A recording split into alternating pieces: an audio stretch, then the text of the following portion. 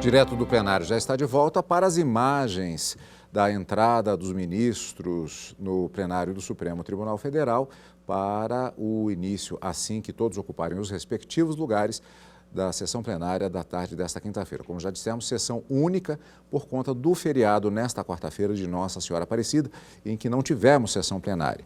A expectativa, já vimos, dos processos que devem ser julgados e que nós vamos acompanhar a partir da declaração de abertura da sessão, como sempre, ao vivo, direto do plenário. Obrigada, podemos nos sentar.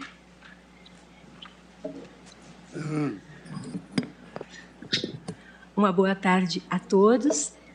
Declaro aberta a 31ª sessão extraordinária do plenário do Supremo Tribunal Federal, neste 13 de outubro de 2022, saudando o egrégio tribunal, os ministros que aqui se encontram presencialmente, os ministros que se encontram por videoconferência, ministro Dias Toffoli, ministro Luiz Roberto Barroso.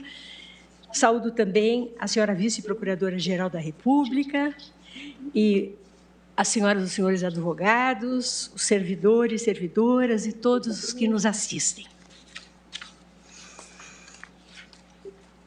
Registro que há exatos 2 anos, em 13 de outubro de 2020, implementou-se a aposentadoria do eminente ministro Celso de Mello, nosso então decano, a nos privar,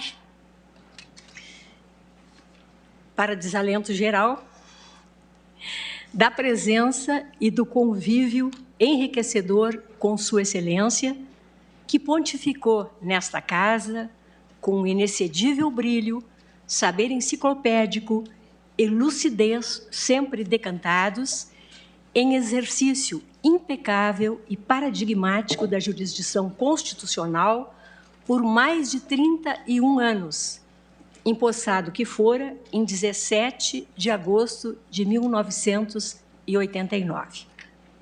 Nada obstante, o ministro Celso de Mello permanece presente nessa Suprema Corte, que presidiu no biênio 1997-1999 e cuja missão institucional, por primeiro, definiu, com a costumeira maestria, uma vez indelével o seu legado para a jurisprudência da Casa, a fazer com que sua qualificada voz continue a ecoar na cotidiana invocação neste plenário dos votos e decisões memoráveis que proferiu ao longo de sua fecunda magistratura como juiz constitucional.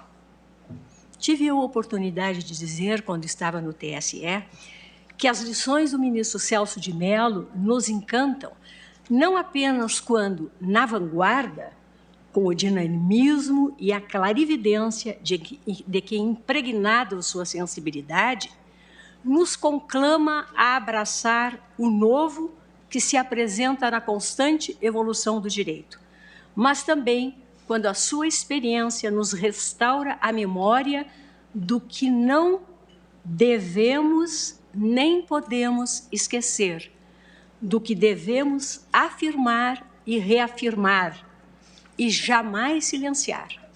A exemplo, o respeito indeclinável à Constituição e às leis da República como limite inultrapassável a que se devem submeter os agentes do Estado de qualquer estamento e que é premissa do pleno exercício da cidadania.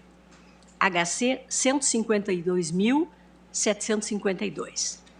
A indispensabilidade de um poder judiciário independente para a liberdade dos cidadãos, ADC 26, e a repulsa aos resíduos de autoritarismo ainda presentes na intimidade do poder, aos comportamentos que configuram inaceitável e perigosa transgressão da autoridade suprema da Constituição e do princípio fundamental da separação dos poderes. ADI 6062, todos os processos da relatoria de Sua Excelência. Tais compreensões, digo eu, indispensáveis à vida republicana, foram plasmadas na jurisprudência dessa Suprema Corte, sob a égide da Constituição Cidadã de 1988, com o protagonismo do ministro Celso de Mello, cujo trabalho notável hoje repercutimos como herança pródiga em benefício de todo o povo brasileiro, sempre que nos inspiramos nos precedentes e decisões da lavra de Sua Excelência para o enfrentamento das questões e controvérsias novas e antigas submetidas a este Supremo Tribunal Federal. E essa busca de respostas no sólido repositório deixado pelo ministro Celso de Mello excede em muito a simples deferência. Prestar-lhe o devido tributo é, mais do que homenagem, uma necessidade, pois, como até mesmo um gênio do quilate de Isaac Newton teria certa vez admitido, só é possível enxergar mais longe quando se sobe no ombro de gigantes. Nossa homenagem, nesse 13 de outubro, ao ministro Celso de Mello, ministro de sempre deste Supremo Tribunal Federal. Registro a presença neste plenário de estudantes de Direito das seguintes instituições de ensino: Faculdade São Luís, Jaboticabal, São Paulo, Centro Universitário Unifatesi, Paranavaí, Paraná. Sejam muito bem-vindos e que tenham proveito com esta sessão. Passo a palavra agora à senhora secretária para que proceda a leitura da ata da sessão anterior. Ata da 30ª Sessão Extraordinária do Plenário do Supremo Tribunal Federal, realizada em 6 de outubro de 2022. Presidência da senhora ministra Rosa Weber. Presentes à sessão os senhores ministros Gilmar Mendes, Ricardo Lewandowski, Carmen Lúcia, Dias Toffoli, Luiz Fux, Roberto Barroso, Edson Fachin, Alexandre de Moraes, Nunes Marques e André Mendonça. Procurador-Geral da República, Dr. Antônio Augusto Brandão de Aras. Abriu-se a sessão às 14h27, sendo lida e aprovada a ata da sessão anterior. Consulto os eminentes pares se há algum reparo, observação a fazer quanto à ata da sessão anterior. Nada havendo, declaro-a aprovada. Começamos por essa.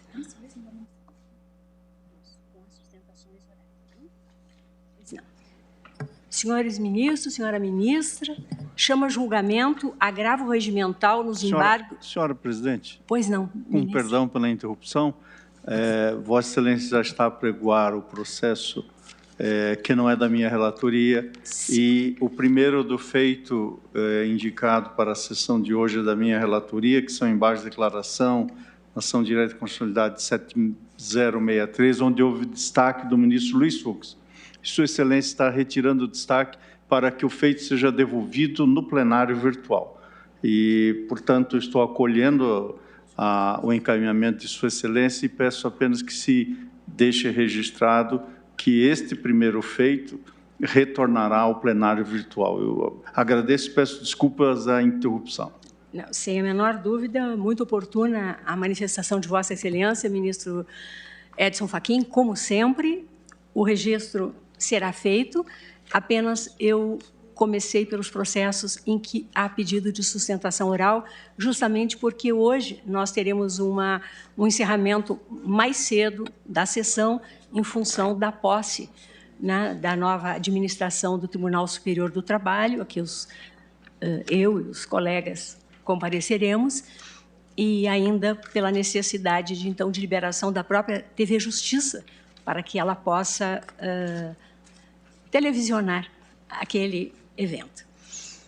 Então, voltando, chama a julgamento agravo regimental nos embargos de divergência, nos embargos de declaração, no segundo agravo regimental, no recurso extraordinário com agravo 873.804, procedente do Rio de Janeiro, sob a relatoria da ministra Carmen Lúcia, em que agravante o Sindicato dos Notários e Registradores do Estado do Rio de Janeiro, agravado o município do Rio de Janeiro, interessado a Associação dos Notários e Registradores do Estado do Rio de Janeiro, a ANOREG, e ainda com a Miticuri, só um, com o amicus curiae Abraço, Associação Brasileira das Secretarias de Finanças das Capitais.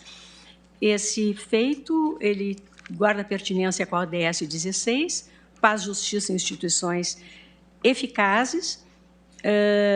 A eminente ministra Carmen Lúcia havia liberado para o plenário virtual e houve pedido de destaque do ministro Luiz Fux. Reiniciamos o julgamento e, por isso, eu passo a palavra à Sua Excelência, ministra Carmen Lúcia, para o relatório. Senhora Presidente, senhores ministros, senhora Vice-Procuradora-Geral da República, senhores advogados, estudantes que nos assistem, que acompanham essa sessão hoje, senhores servidores públicos, também a imprensa, todos que nos acompanham. Presidente, como Vossa Excelência já anunciou, este é um agravo regimental nos embargos de divergência, nos embargos declaratórios, no segundo agravo regimental, no agravo em recurso extraordinário 873-804. Portanto, é o quinto recurso do mesmo processo que é julgado, que vem a julgamento neste Supremo Tribunal Federal. Em 14 de outubro, portanto, amanhã completam-se 2 anos, os embargos de declaração, os embargos de divergência nos embargos de declaração, no agravo regimental, no agravo em recurso extraordinário, opostos pelo Sindicato dos Notários e Registradores do Rio de Janeiro, Sinoreg, foram inadmitidos, porque considerei inexistente a divergência. Publicada essa decisão, o Sindicato dos Notários e Registradores do Estado do Rio de Janeiro interpôs tempestivamente este agravo regimental, no qual o agravante repete os argumentos trazidos nos recursos anteriores. Sustenta que, diante da recentíssima decisão deste plenário do Supremo Tribunal Federal no recurso extraordinário 774.057, não, aspas, resta mais qualquer dúvida quanto à orientação predominante e consolidada dessa Suprema Corte acerca da mesmíssima questão jurídica, que é manifesta a ilegitimidade da Procuradoria Jurídica para interposição de recurso extraordinário em controle concentrado estadual, e segue nesta linha. Portanto, aqui o que se está pondo em julgamento é exclusivamente essa questão processual que vem desde lá de trás e que se repete em todos os recursos, a despeito de a cada vez a parte dizer que não. Alega a parte que a solução jurídica, aspas, a solução jurídica adotada pelo acórdão embargado é completamente divergente das recentíssimas decisões proferidas, cito os precedentes, de inúmeros outros arestos que vêm sendo proferidos pela primeira turma deste Supremo Tribunal Federal, e assevera ainda que, aspas, o acórdão embargado não trata da hipótese da Procuradoria-Geral do Estado nem de Procurador-Geral do Município, mas apenas de 2 procuradores de carreira, sem qualquer mandato ou representatividade para atuar, recorrer em nome da instituição. Fecho aspas. Ressalta que, aspas, diferentemente do que consta da ementa do recurso extraordinário 570.392, a repercussão geral nele reconhecida não trata de matéria processual, e sim do mérito daquele recurso, relacionado à questão constitucional relativa ao regime de contratação de servidores em cargos de comissão. Em outras palavras, a tese constitucional aplicou os efeitos do Instituto da repercussão geral, não tem qualquer relação com a questão processual sobre a ilegitimidade.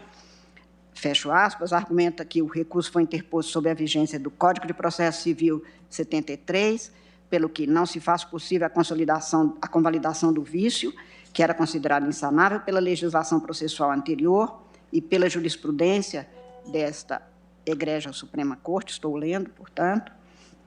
Fecho aspas, assinala que em, aspas, 4 de novembro de 2020, ocorreu a publicação do acórdão proferido pelo plenário, que em julgamento do agravo interno nos embargos de divergência no recurso extraordinário 774.057, reafirmou a sua jurisprudência no sentido de que é manifesta a ilegitimidade recursal dos procuradores jurídicos para interpor recurso em ações locais de controle abstrato de constitucionalidade. Fecho aspas. Intimado nos termos do parágrafo 2º do artigo 1021 do Código de Processo Civil, o município do Rio manifestou-se pela manutenção da decisão agravada, ressaltou que, aspas, a parte traz novos julgados, não citados nos embargos de divergência em seu agravo regimental, alegando que os mesmos são recentes na tentativa de mostrar a divergência, mesmo que em momento posterior ao julgado.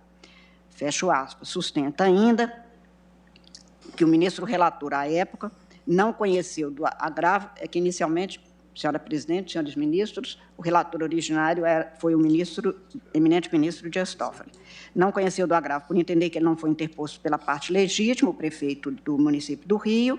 Em seguida, ao apreciar o agravo interno interposto pelo município do Rio, pelo procurador-geral do município do Rio e pelo prefeito, o então ministro relator exerceu o juízo de retratação e conheceu do agravo. Asseverou que a ausência de assinatura do prefeito nas peças é vício sanável, logo não se justifica o impedimento à sua correção. Menciona o recente julgado, aspas, do recurso extraordinário 1068-600, onde o Supremo deu provimento aos embargos apresentados para dar regular prosseguimento ao recurso extraordinário assinado apenas pelo procurador municipal. Enfatiza ainda que, pela teoria dos poderes implícitos, se a Constituição atribui competência a determinada instituição, deve ser reconhecida a essa mesma instituição a possibilidade de se utilizar dos instrumentos e pede, portanto, a manutenção da decisão agravada. Este é o relatório, senhora presidente. Agradeço a ministra Carmen Lúcia. E ouviremos pelo agravante Sindicato dos Notários e Registradores do Estado do Rio Grande do Sul, Estado do Rio de Janeiro, é a minha terra que está me chamando, o Estado do Rio de Janeiro, o Sinoreg, Rio de Janeiro, o doutor Max Fontes. Até 15 minutos, doutor. Tá bom.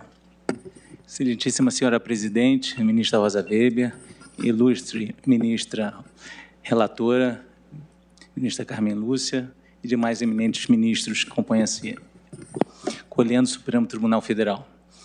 Eu saúdo a todos que estão aqui presentes, os alunos aqui que vieram do Sul, para participar pela primeira vez desse julgamento presencial aqui no Supremo. Antes de apresentar os argumentos que fundamentam a reforma da decisão hora recorrida, eu gostaria só de fazer uma contextualização dos fatos e dessa causa. Esse é um processo que se iniciou no Rio de Janeiro, num controle concentrado estadual, tendo por objeto 2 decretos municipais. Esses 2 decretos municipais, em 2013, foram julgados inconstitucionais pelo órgão especial, por 23-1, e foi reconhecida tanto a inconstitucionalidade formal quanto material desses 2 atos normativos que foram impugnados. Pois bem, em 2013, foi publicado esse acordo, e em 2013 foi, então, interposto o recurso extraordinário. E esse recurso extraordinário não foi conhecido. Imediatamente depois, em 2014, foi, então, interposto um agravo em recurso extraordinário. Feita essa ressalva, então, esses 2 recursos foram julgados sob a égide do Código de Processo Civil de 73. Em seguida, passados 3 anos, o eminente ministro Dias Toffoli, então relator, negou seguimento a esses 2 recursos, invocando a jurisprudência pacífica do Supremo, dizendo que procuradores municipais não têm capacidade postulatória, nem podem interpor recursos extraordinários em controle concentrado.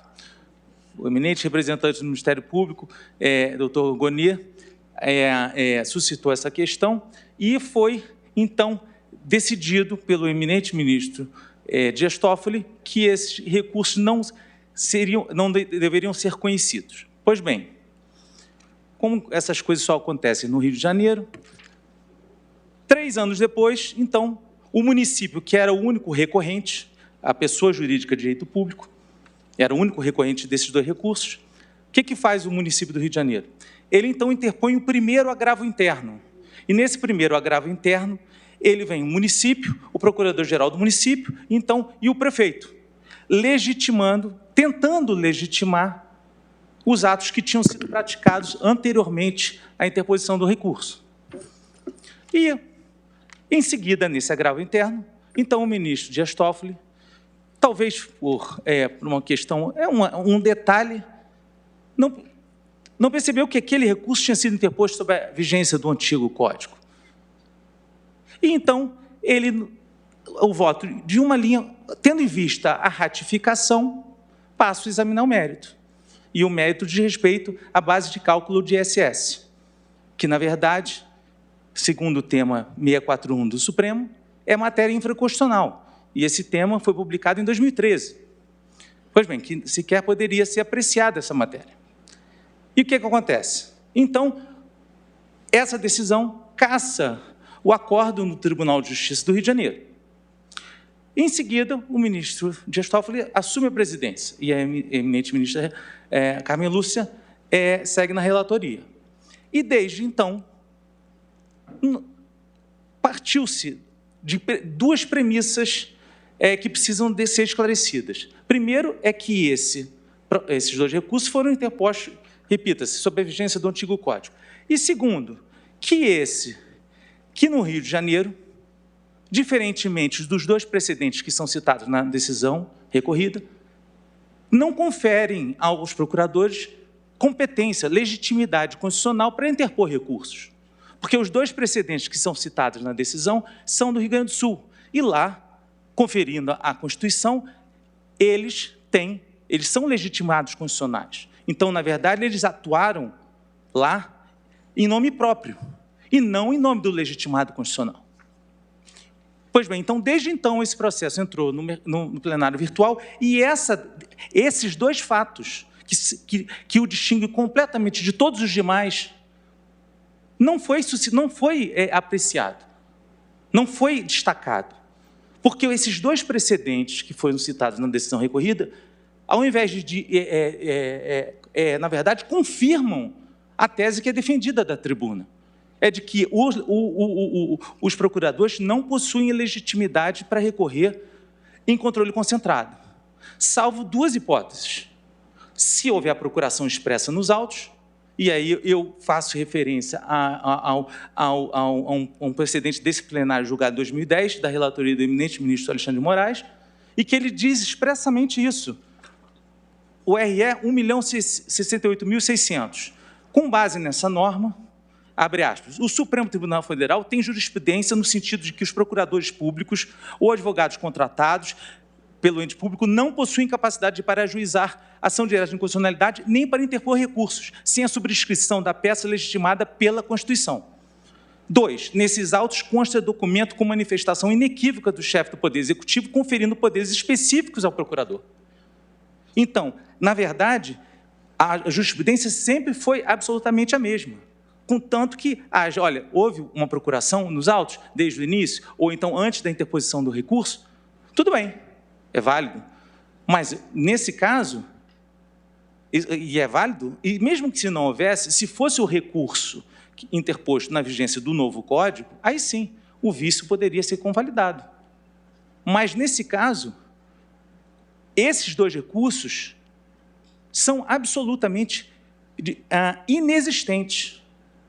E quem disse isso não fui eu, foi o próprio ministro Celso de Mello.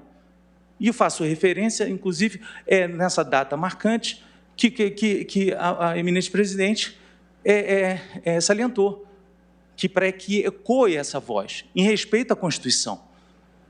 Ele diz expressamente,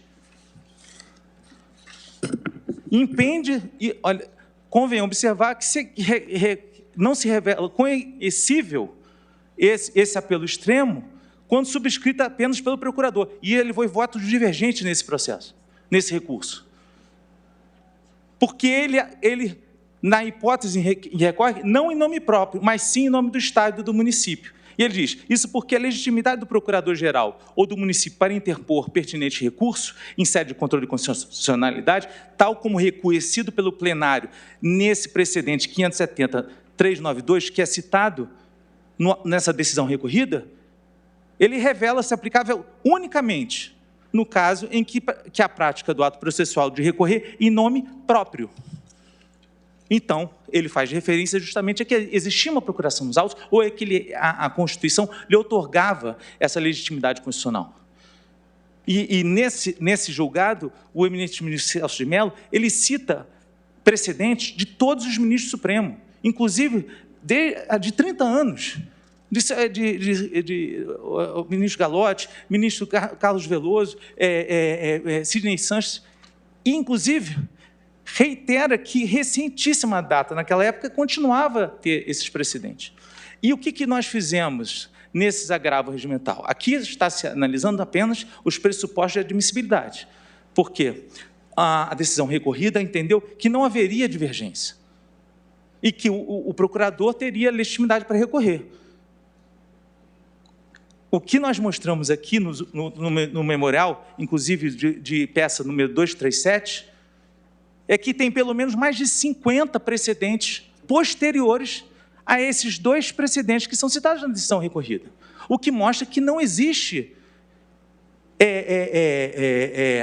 o que mostra que a jurisprudência é justamente ao contrário da decisão recorrida e a favor da tese que é sustentada aqui.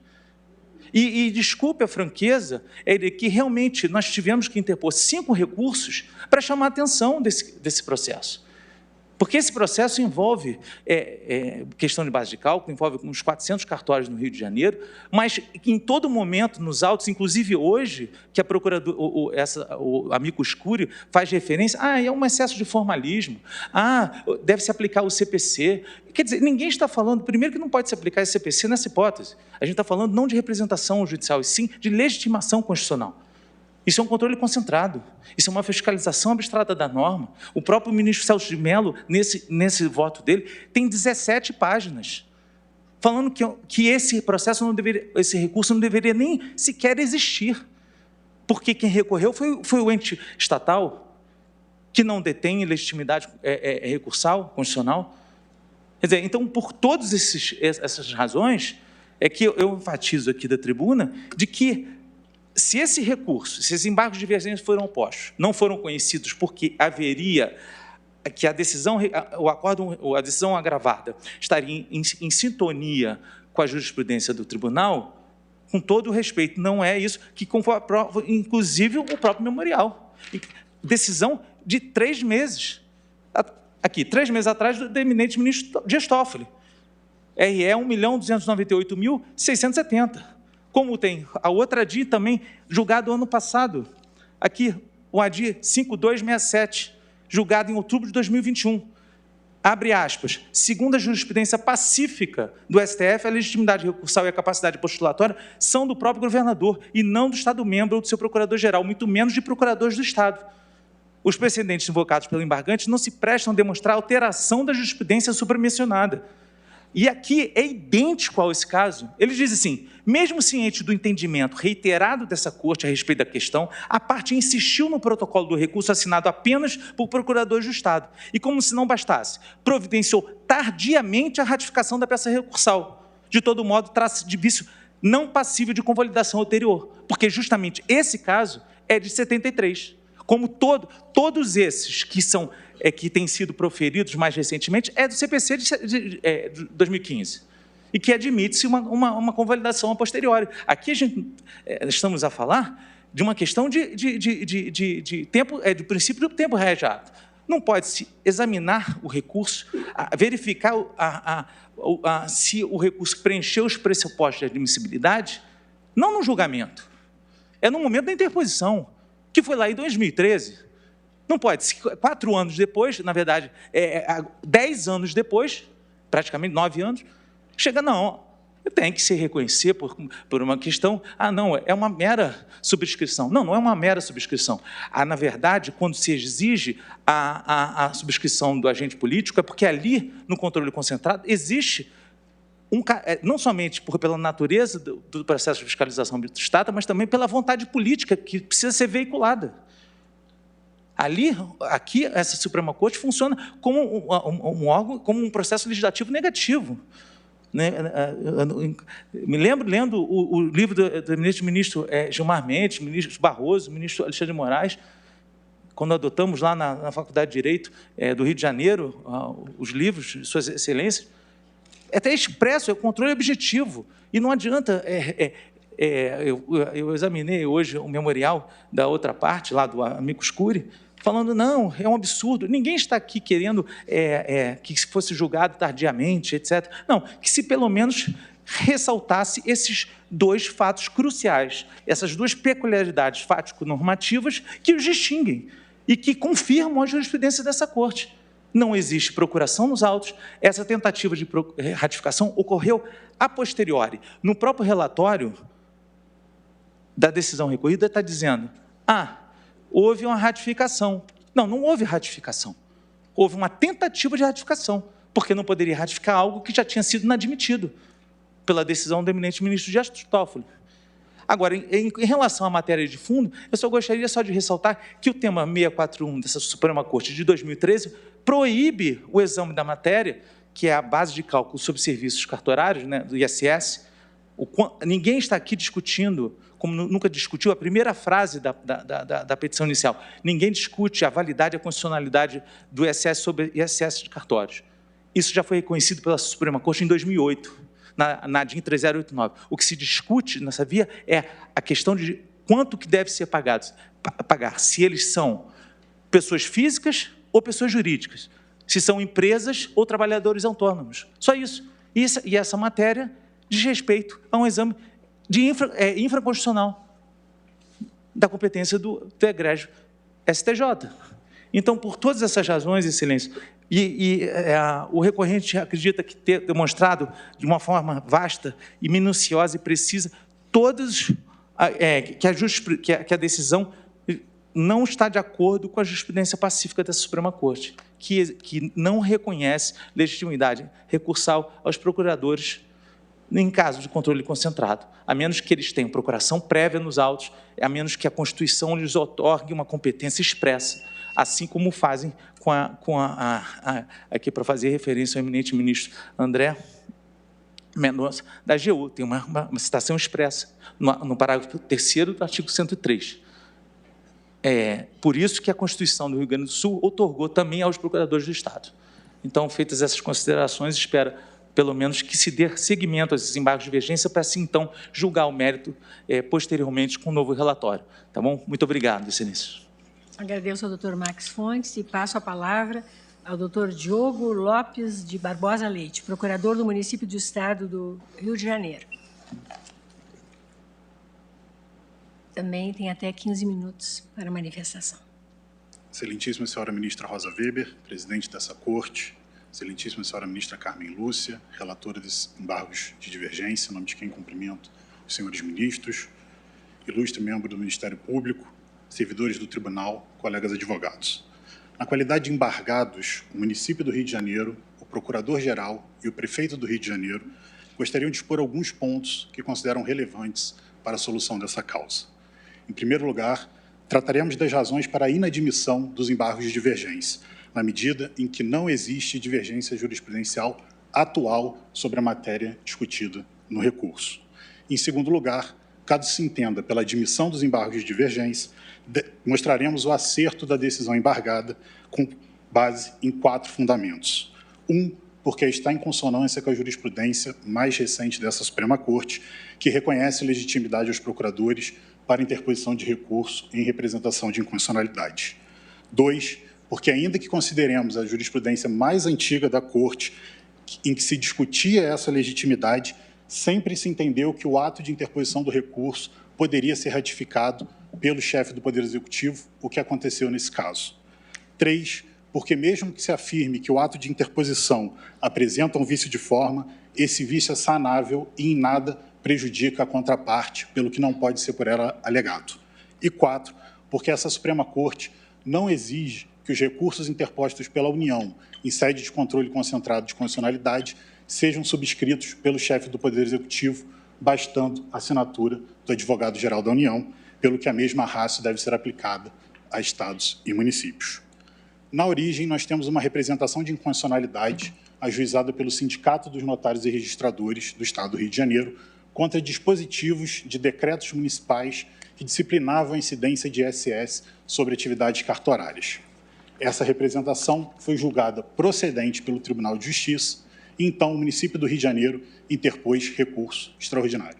Esse recurso foi provido para a reforma do acórdão recorrido. A representação foi julgada improcedente e, com consequência, foi declarada a constitucionalidade dos dispositivos impugnados, o que, em rigor, nenhuma dúvida levantava, uma vez que o Supremo já havia de muito afirmado a constitucionalidade da incidência de ISS sobre atividades cartorárias.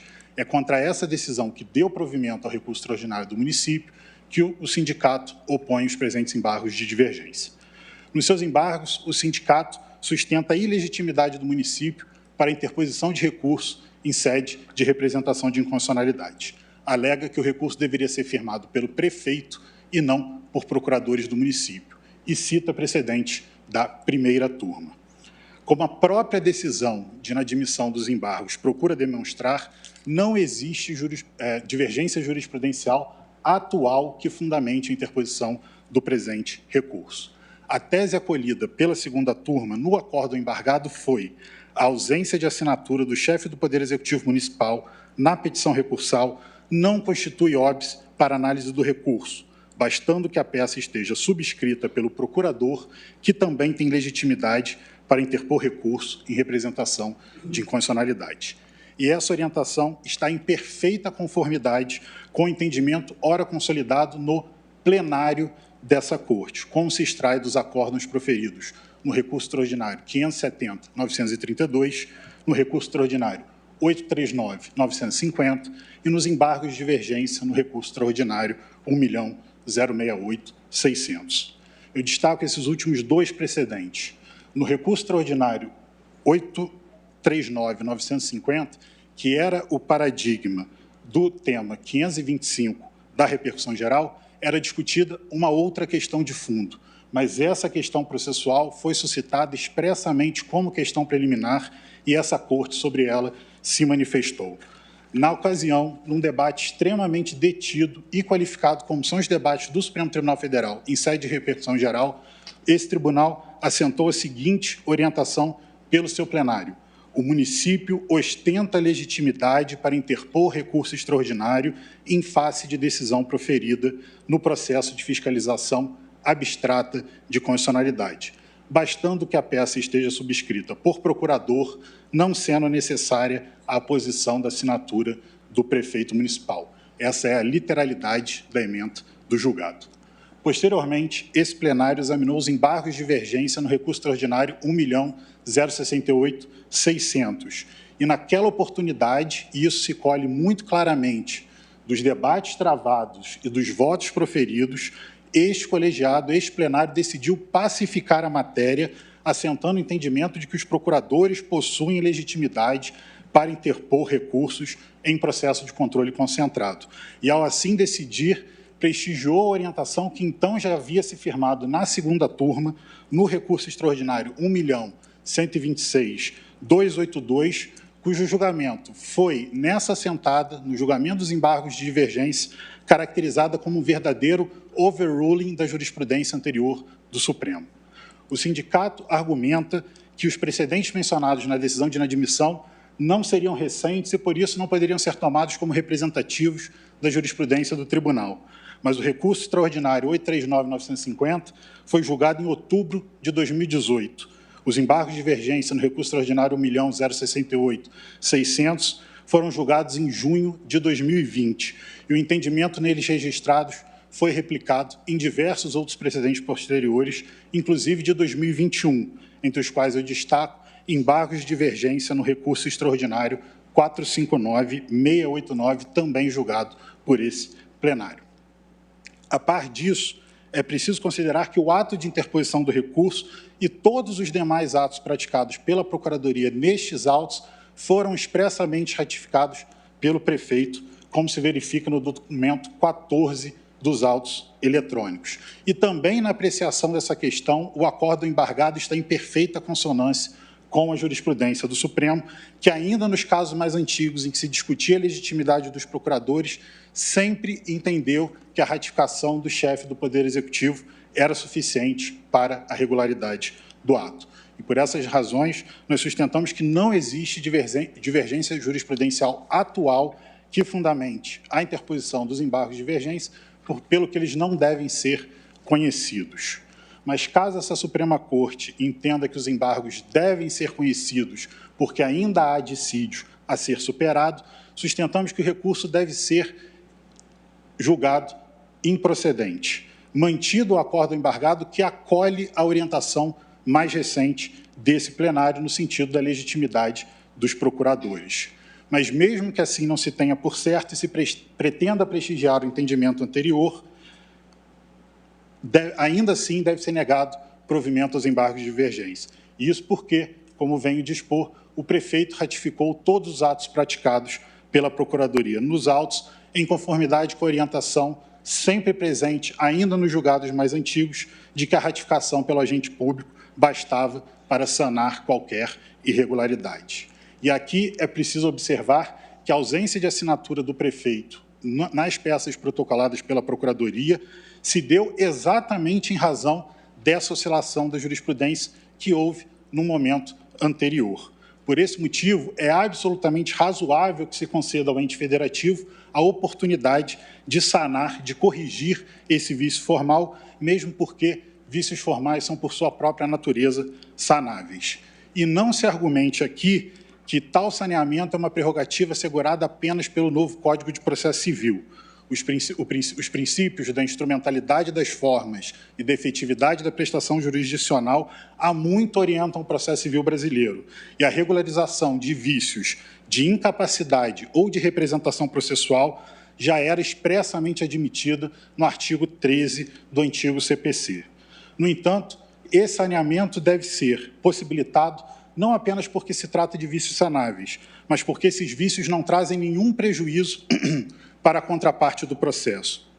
Caso se entenda que a assinatura do chefe do Poder Executivo é uma formalidade necessária, é preciso se considerar que essa formalidade ela busca preservar o interesse do próprio ente federado, da manutenção de uma cadeia de comando entre o chefe do Poder Executivo, agente político, e os procuradores, servidores de categoria técnica. Logo, se o seu descumprimento algum problema gera um problema interno ao próprio ente federado, mas não interfere de forma alguma na esfera jurídica de interesses da outra parte. E ausente qualquer prejuízo à outra parte, não haveria razão para que ela invocasse esse vício em seu favor e tampouco para que se decretasse a nulidade dos atos praticados. Por fim, e para que não reste qualquer dúvida acerca da correção da tese desse município, é suficiente se atentar à prática diária desse Supremo Tribunal Federal. Todos os recursos interpostos pela União em sede de controle concentrado de constitucionalidade são firmados pelo advogado-geral da União, quando não são firmados pelo secretário-geral do contencioso da AGU. E nunca, em nenhuma oportunidade, esses recursos são assinados pelo presidente da República, que nem mesmo ratifica essas manifestações. E em nenhuma oportunidade que se tenha notícia, esses patronos foram considerados parte ilegítima para recorrer. Consequentemente, por simetria, a mesma rácio deve ser aplicada aos municípios em sede de controle concentrado de constitucionalidade estadual, devendo ser reconhecida a legitimidade dos procuradores para o manejo dos recursos. A presente causa é de grande relevância para esse município. A par da injustiça que seria a manutenção do acórdão do Tribunal de Justiça, que afasta a incidência de ISS sobre as atividades cartorárias, quando esta própria Suprema Corte reiteradas vezes já declarou a constitucionalidade da tributação, esta demanda tem um significativo impacto sobre o erário já combalido pelo cenário de crise econômica e de pandemia.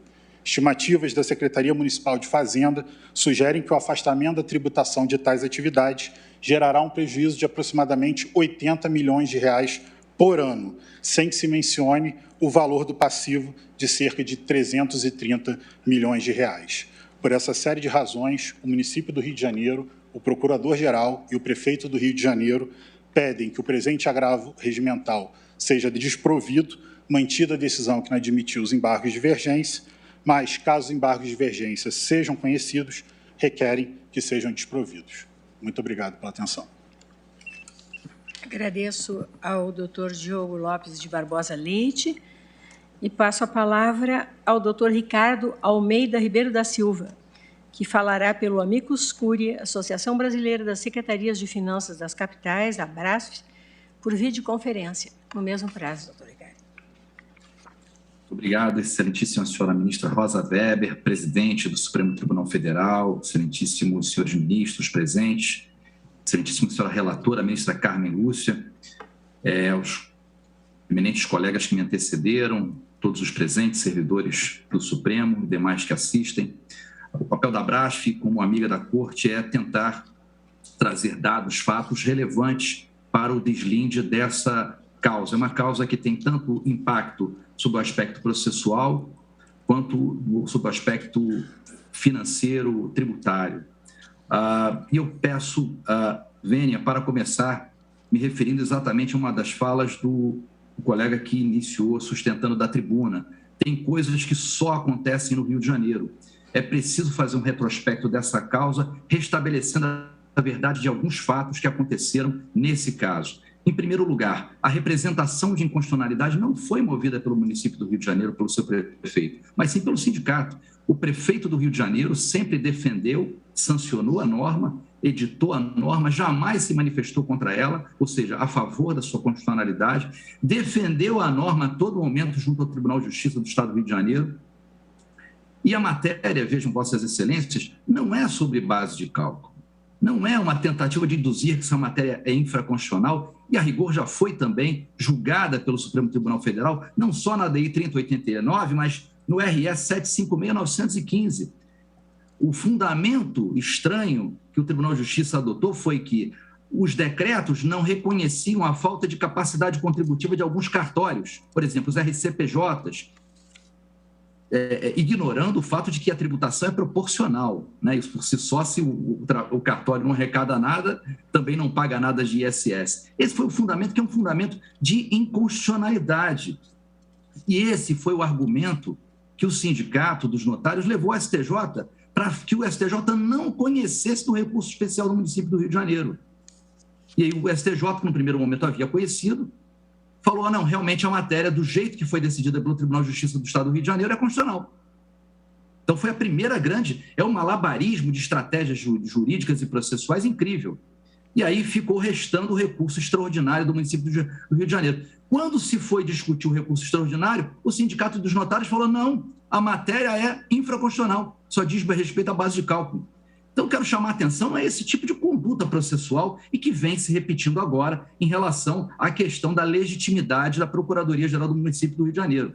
Então, eu quero ressaltar, em primeiro lugar, em adendo ao ilustre colega que me antecedeu, doutor Diogo, né, que fez, enfim, pontuou muito bem, né, os fatos jurisprudenciais, mas alguns outros que eu acho que ajudam a esclarecer esse tema, que é de interesse de todos os municípios recorrentes ao Supremo Tribunal Federal. Primeiro, não é, portanto, diante dessa, do questionamento que não foi feito pelo município do Rio de Janeiro, o município não está questionando a constitucionalidade da norma, pelo contrário, né, todos os recursos sempre ratificaram a constitucionalidade da norma.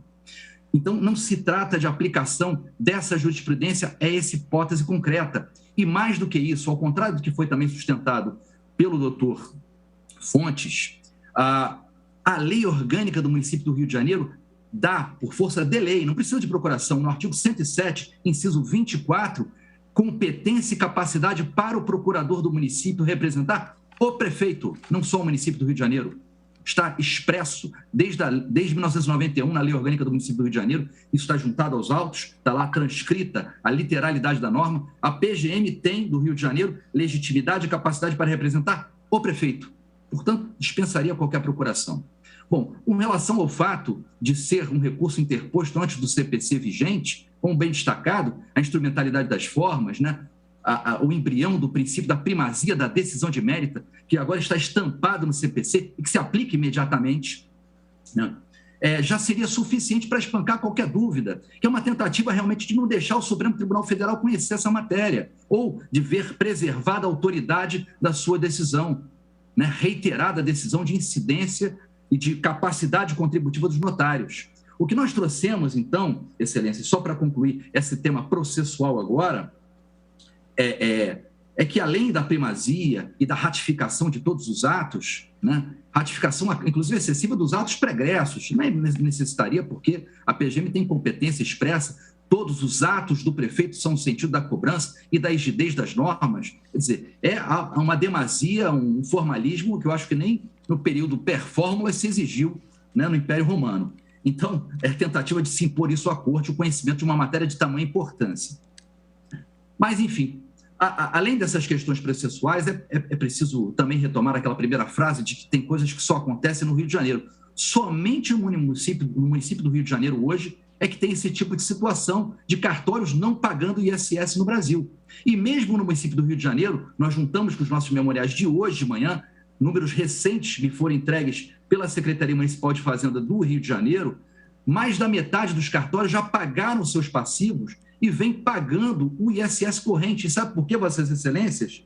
Desde 2005, a lei estadual, desde 2015, a lei estadual 7.128, ela já autoriza, não só reconhece, mas já autoriza que todos os cartórios repassem nos seus emolumentos o custo adicional do ISS por fora.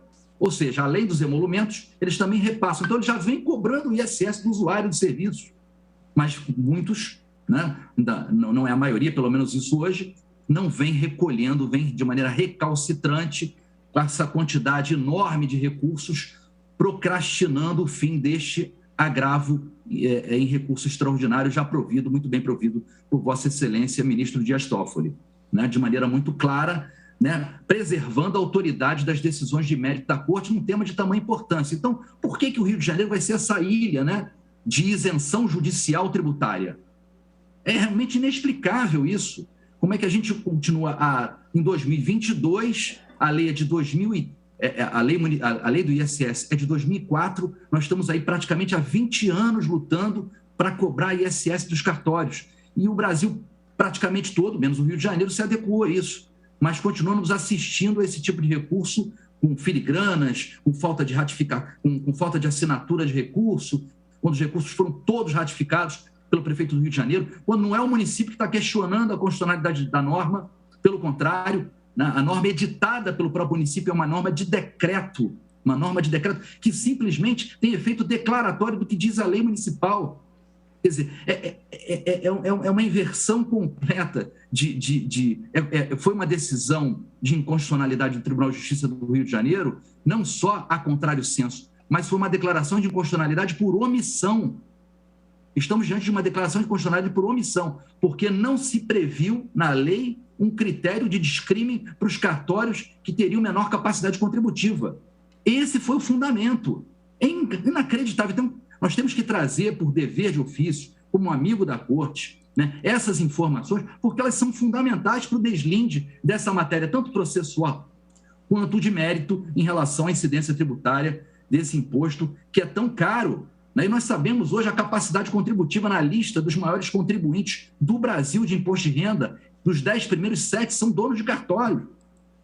Então, por que essa classe continua, né, recalcitrante só no Rio de Janeiro ao pagamento do ISS devido aos municípios? E mais, o município do Rio de Janeiro reduziu a alíquota ao mínimo. Hoje a alíquota não é mais de 5%, é de 2%. Deu anistia, remissão parcial para que eles pagassem o passivo e muitos se enquadraram. Quer dizer, o que mais fazer para que essas pessoas paguem o imposto devido, né, pela sua atividade, que é uma atividade privada lucrativa, né, que são serviços hoje que estão listados na lista de serviços de ISS e quando o Brasil inteiro praticamente se adequou à norma.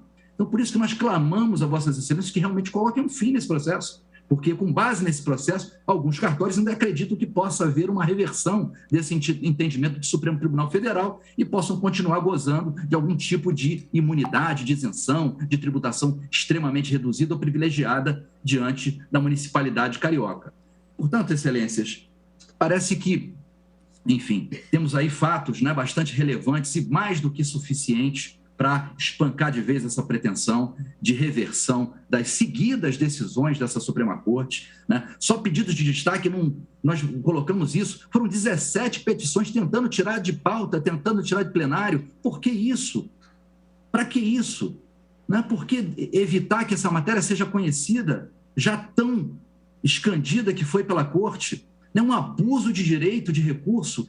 Estamos aqui falando já há 10 minutos, quando a Corte poderia estar decidindo uma matéria muito mais relevante do que essa, que já está reiteradamente decidida. E por isso eu não quero mais tomar o tempo da Corte, de Vossas Excelências, e encerrar aqui a minha manifestação, acreditando que, de uma vez por todas, o Supremo Tribunal Federal irá colocar um ponto final nessa discussão e permitir, né? Eu entendo até que alguns cartórios ainda acreditam, né? Olha, tem um recurso pendente, então vamos aguardar, e não fazem o recolhimento como a grande maioria hoje já vem fazendo. Eu agradeço muito a atenção de Vossas Excelências e confio na decisão do Supremo Tribunal Federal de desprovimento de todo e qualquer recurso que tenha sido interposto pelo Sindicato dos Notários do município do Rio de Janeiro. Muito obrigado. Eu agradeço ao doutor Ricardo Almeida Ribeiro da Silva e devolvo a palavra à eminente relatora, ministra Carmen Lúcia, para voto. Muito obrigada, presidente. Cumprimento o doutor Max Fontes, doutor procurador do município do Rio, doutor Diogo, também agora, o doutor Ricardo Almeida Ribeiro da Silva, pelas sustentações orais. Acho que a matéria que já tinha sido relatada fica claro. Aqui estamos falando de uma sucessão de recursos interpostos aqui. O doutor Max disse da tribuna que precisou de 5 recursos para chamar a atenção deste Supremo Tribunal. A matéria foi julgada inicialmente 2 vezes pelo ministro presidente Dias Toffoli, por mim, pela segunda turma, portanto, não é possível que nós não tenhamos, aspas, tido a nossa atenção chamada. 5 recursos foram interpostos com a matéria, que é isto e só isso que está nos embargos de divergência. Os procuradores recorreram, o ministro Dias Toffoli decidiu, o prefeito do Rio ratificou a petição, leio, senhora presidente, e já no voto, o que o ministro Dias Toffoli, na presidência e na segunda vez de exame, com todo cuidado, tanto que exerceu o juiz de retratação, afirma: decisão, município do Rio de Janeiro, procurador-geral do município do Rio, prefeito do município interpõe tempestivo agravo regimental contra a decisão em que não conhecido o agravo, sob o argumento de que este recurso e recurso extraordinário não foram interpostos por parte legítima. Os agravantes informam que o prefeito municipal, aspas, ratificou todos os atos praticados pela municipalidade ao longo do presente feito, fecho aspas secundárias, aduzem que todos os demais recursos foram julgados no mérito, sem que fosse aventada a suposta irregularidade processual. Afirmam que, aspas secundárias, o ilustríssimo prefeito, que tem legitimidade para recorrer, não foi intimado do acórdão, que julgou procedente a representação, com apoio nos artigos tais, que antes de negar seguimento ao recurso interposto, deveria ter sido concedido prazo, etc. Afirma o ministro Dias Toffoli na sequência: decido, exerço o juízo de retratação, haja vista a existência de ratificação pelo prefeito do município do Rio, que tem legitimidade para interpor os aludidos recursos dos atos praticados. Passo a analisar o recurso extraordinário com agravo. E analisou. Contra essa decisão do ministro Dias Toffoli vieram agravo e embargos de divergência, e decidido este, vem agora o agravo para este plenário. Eu, de pronto, já digo que estou votando no sentido de negar provimento a este agravo, senhora presidente. Acho que não assiste razão jurídica ao agravante, como assentado na decisão agravada, aspas, o Supremo Tribunal Federal firmou o entendimento pela admissibilidade do recurso extraordinário ratificado pelo legitimado para sua interposição. Pelo julgado recorrido, reconheceu-se que a ausência de assinatura do prefeito na petição recursal não constituiria óbice para análise do recurso, bastando seja a peça subscrita pelo procurador, que também tem legitimidade para interpor recurso em representação de inconstitucionalidade. Não se há cogitar, portanto, de comprovação de divergência, porque a decisão agravada está firmada no sentido do que decidido pelo plenário deste Supremo Tribunal, o que já veio no recurso, nos memoriais, agora de novo aqui. Por exemplo, aos seguintes julgados, no mesmo sentido da decisão que agora é agravada. Aspas, por exemplo, do ministro Luiz Fux, plenário, no Diário de Justiça Eletrônico de 2 de abril de 2020, recurso extraordinário com repercussão geral reconhecida, direito do consumidor, recurso interposto em face do acórdão no Tribunal de Justiça, no exercício de controle abstrato de constitucionalidade, legitimidade recursal doente, público, desnecessidade, assinatura do chefe do Executivo na petição, instrumentalidade processual. Como eu transcrevi, senhora presidente, deixo de fazer a leitura. Também de minha relatoria, no recurso extraordinário 570.392, já de 2015, portanto, antes dos precedentes mencionados, recurso extraordinário, repercussão geral, vício formal de iniciativa, norma coerente com os recurso extraordinário provido, procurador-geral do Estado dispõe de legitimidade para interpor recurso extraordinário contra acórdão do Tribunal de Justiça, proferido em representação de constitucionalidade, e transcrevo também. Ainda que se pudesse admitir, que não parece admissível mais, ter havido vício na apresentação da peça recursal, o que não ocorre na minha compreensão na espécie, o município do Rio de Janeiro afirmou que, aspas, ao apreciar o agravo interno interposto, no bojo do qual este último ratificou todos os atos praticados pelo município no feito, então o ministro relator exerceu o juízo, como eu acabei de ler da decisão do ministro Dias Toffoli.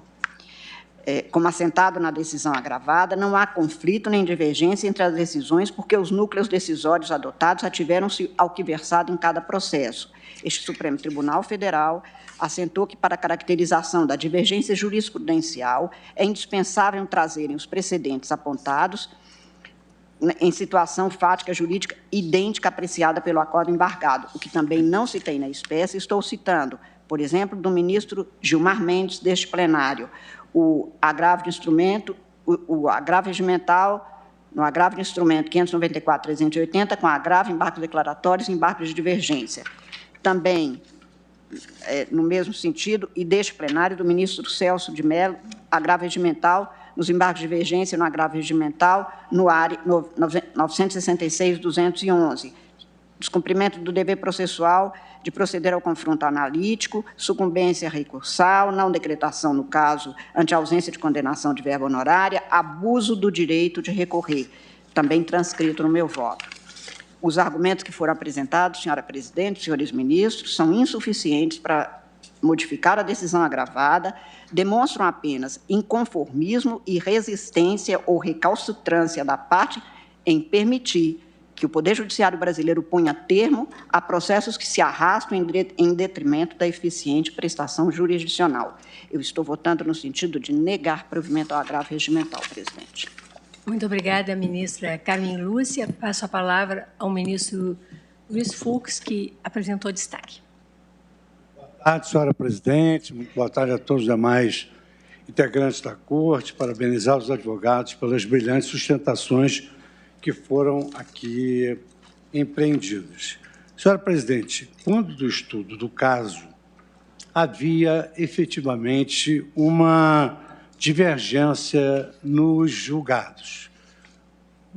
Em alguns julgados exigia-se uma ratificação do prefeito e, em outros julgados, entendia-se pela ilegitimidade recursal. E esse quadro ele permaneceu. Então, na síntese que fiz da oportunidade, e o que me interessei mais foi para a pacificação da questão processual. E também destacar que o destaque é um dos poderes do relator, insindicável pelas partes e pelos advogados em geral. Então, o advogado diz assim, o processo tem um destaque. Isso é um poder do relator insindicável, como também não há sustentação oral, e os advogados vieram aqui e fizeram sustentação oral. Então, naquela oportunidade, o que mais me chamava a atenção não era nem a divergência, era a questão em si. Ou seja, no meu modo de ver, sob o ângulo processual, o processo se revelava um instrumento a serviço do direito. Então, há o princípio da instrumentalidade das formas, pas de nullité sans griffe. E esse princípio foi considerado uma das regras processuais mais belas do mundo num colóquio em Portugal. Então, eu não consegui entender por que o prefeito tem de assinar a petição. Segundo lugar, não há nulidade sem prejuízo. Essa questão formal não interfere em absolutamente nada na questão de fundo. E hoje, e como sempre, houve uma preocupação pela primazia da resolução da questão de mérito. Então, a questão passou a se adstringir esse aspecto formal que a relatora ora apresenta. E eu verifico que, posteriormente, houve realmente uma prevalência, porque ainda vamos encontrar alguns acórdãos que se desviam desse caso. Eu, na época, inclusive, votei vencido quando se discutia isso, porque se deu pela ilegitimidade recursal, e eu não entendia que havia legitimidade. Por quê? Porque depois que o processo começa, há um legitimado universal, que é o governador ou o prefeito. Mas depois que o processo começa, passa a vigorar o artigo 12 da lei anterior, e que está repetido hoje. Os estados, os municípios são representados pelos seus procuradores. Então, os seus procuradores têm legitimácia de processo para oferecer o recurso. E a ministra Carmen, agora, ela destaca que não há mais essa divergência. Então, a nossa jurisprudência realmente é no sentido de que não cabe embargo de divergência, nós estamos só no campo processual. Não cabe embargo de divergência quando a jurisprudência do tribunal se fixou no mesmo sentido do acórdão embargado, que é a decisão do ministro Dias Toffoli. Então, diante dessa questão processual que já se firmou e que é efetivamente a tese que eu sustentei e restei vencido aqui no pleno, não há ilegitimidade recursal do procurador firmar o recurso em ação de controle concentrado. Como nós estamos adstritos a essa questão processual, eu, com esses argumentos, a súmula 168, artigo 12 do Código, pretérito e repetido atualmente, e a regra da instrumentalidade das formas, eu acompanho integralmente a ministra Carmen Lúcia, mas entendi, dentro do meu, digamos assim, da minha percepção insindicável, inquestionável, que deveria haver um destaque para que pudéssemos discutir essa matéria. Agradeço ao ministro Fux e passo a colher o voto do ministro André Mendonça.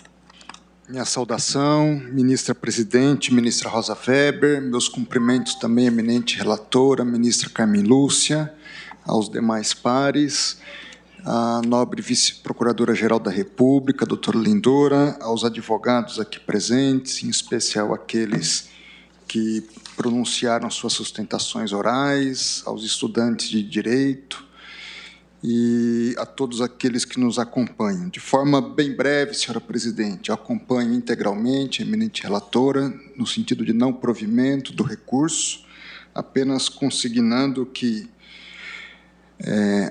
o poder e a legitimidade dos advogados públicos, no caso dos procuradores de município, para mim decorrem de lei, e ainda que houvesse, o que não é o caso, alguma divergência sobre isso, eu entendo que não haveria maiores discussões a respeito desse assunto. Como voto, senhora presidente. Obrigada, ministro André Mendonça. Colho o voto, o ministro Luiz Marques não está. Ministro Alexandre de Moraes. Boa tarde, presidente. Cumprimento Vossa Excelência, ministra Rosa Weber, cumprimento a ministra Carmen Lúcia, ministros, doutora Lindora, vice-procuradora-geral da República, cumprimento também os advogados que sustentaram, doutor Max Fontes, doutor Diogo Lopes de Barbosa Leite, procurador do município do Rio de Janeiro, e doutor Ricardo Almeida Ribeiro da Silva. Também, presidente, cumprimento, como fez Vossa Excelência, os estudantes de Direito aqui presentes, da Faculdade São Luís de Jaboticabal, do meu estado, de São Paulo, e do Centro Universitário Unifatesc de Paranavaí, Paraná. Presidente, aqui também juntarei voto por escrito, eu já havia inclusive acompanhado Sua Excelência, eminente ministra Carmen Lúcia, que aplicou entendimento constante em 2 recursos extraordinários que pacificaram o assunto. Em verdade, não é possível que nós aceitemos embargos de divergência por um posicionamento antigo do Supremo Tribunal Federal com o atual posicionamento. Os embargos de divergência, eles servem para uniformizar o entendimento entre as turmas, não entre uma antiga composição e a atual composição, ou mesmo entre a mesma composição que evoluiu no entendimento. E Sua Excelência, a ministra Carmen Lúcia, bem apontou que não há qualquer divergência em relação à decisão acatada, cito aqui os acórdãos em que nós definimos essa questão. O embargante, e faço essa observação porque me parece importante, o embargante alega que os precedentes citados pela eminente relatora foram superados pelo RE 774057, plenário, de 4/11/2020, e pela DI 5267, embargos de declaração de 2020. E eu coloco aqui que não há razão para isso, até porque o primeiro dos casos, que é o RE 774057, agravo regimental de relatoria do eminente ministro Luiz Roberto Barroso, não trata dessa questão que nós estamos tratando. Então, o que foi citado como tendo superado o atual entendimento trata de outra questão totalmente diferente. Lá, nós discutimos o seguinte, é que a legitimidade para ajuizar ações de controle de constitucionalidade seria a da mesa da Casa Legislativa, no caso da mesa da Câmara Municipal, não do presidente da Câmara, é da mesa. Então, não é algo relacionado ao que estamos tratando. E cito aqui o acórdão. No outro precedente, a DI 5267, de embargos de declaração de relatoria do eminente ministro Luiz Fux, aqui também o que houve foi que o governador do Estado opôs embargos de declaração, não foram conhecidos em razão da ausência de assinatura do chefe do Executivo. Mas, na transcorrer, nós vamos verificar que a legitimidade para o ingresso, desde o início, já existia. E foi a grande discussão que tivemos, relembro, na primeira turma, depois nós afetamos para o plenário essa questão. Olha, o governador e aqueles que atuaram no Executivo, atuei no Executivo estadual e federal, o governador autoriza, ele é o legitimado, autoriza e, a partir disso, ele permite que a Procuradoria vá até o final. Imagine se o governador vai precisar assinar recurso em ação direta de inconstitucionalidades. É uma coisa impensável. Se o prefeito também vai parar tudo para assinar agora um recurso. Por isso que há a Procuradoria. O que se exige é que ele autorize o ingresso. O que se exige é que ele, como legitimado, dê essa autorização. E foi isso que discutimos. Então, presidente, me parece, cito aqui, inclusive, o trecho do meu voto na DI 5267, me parece que não há nenhuma divergência. O assunto já é pacificado, o assunto já pacificado, eu diria, pacificado em respeito à própria federação. O chefe de poder autoriza, o órgão técnico competente vai prosseguir na ação. Senão nós também, veja, podemos chegar ao absurdo de ter que exigir do governador uma autorização para entrar com embargos de declaração, uma vez julgado o recurso extraordinário. Se cada ato processual o governador ou o prefeito precisar participar, nós chegaríamos a esse absurdo. Então, presidente, eu acompanho integralmente a eminente relatora pelo não cabimento dos embargos de divergência. Obrigada, ministro Alexandre de Moraes. Escolho o voto do ministro Edson Fachin. Muito obrigado, senhora presidente. Saúdo Vossa Excelência, renovando meus cumprimentos à presidência, e saúdo também Sua Excelência, a relatora, a ministra Carmen Lúcia, e subscrevo todas as saudações aqui já feitas no transcurso deste julgamento. Eu verifico dos autos, senhora presidente, que são transcorridos praticamente 5 anos entre a decisão do ministro Dias Toffoli, que foi em 27 de outubro de 2017, e a data de hoje, 13 de outubro de 2022, para chegarmos a esse momento em que se coloca a discussão de saber se há ou não divergência apta a veicular os embargos. Sua Excelência relatora, ao decidir monocraticamente, entendeu pela inexistência da divergência e o fez, entre outros fundamentos, com base no artigo 332 do Regimento Interno deste Supremo Tribunal Federal. Com todas as vênias das compreensões em sentido diverso, acompanho integralmente Sua Excelência, eminente ministra relatora, e é como voto. Muito obrigada, ministro Edson Fachin. Seria agora o ministro... conseguiu voltar. O ministro Luiz Roberto Barroso, que tinha me informado que caíra a conexão. Pois não, ministro Luiz Roberto? Consegue nos ouvir, ministro Luiz Roberto Barroso?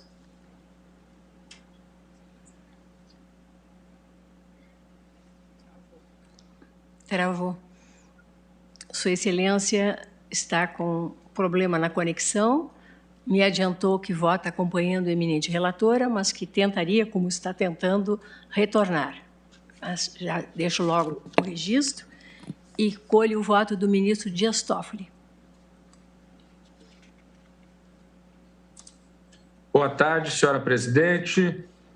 Cumprimento na pessoa de Vossa Excelência todos que participam dessa sessão e agradeço as referências e manifestações da eminente relatora, a ministra Carmen Lúcia, em relação à decisão anteriormente proferida e, muito rapidamente, eu digo que acompanho Sua Excelência, a ministra Carmen Lúcia.